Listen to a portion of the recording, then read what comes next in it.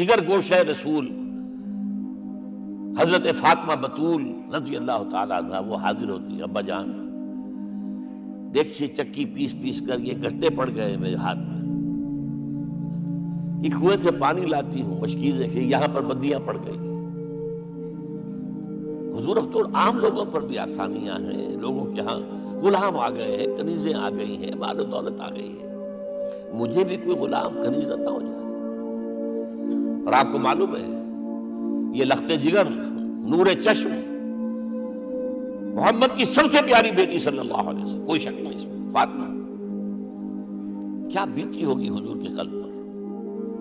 لیکن فرمایا کیا بیٹی یہ دنیا کی چیزیں ہمارے لیے نہیں ہیں، میں تمہیں اس سے بہتر شے دیتا ہوں. تسبیح فاطمہ ہر نماز کے بعد 33 مرتبہ سبحان اللہ، 33 مرتبہ الحمدللہ، 33 مرتبہ اللہ اکبر کہہ لیا کرو.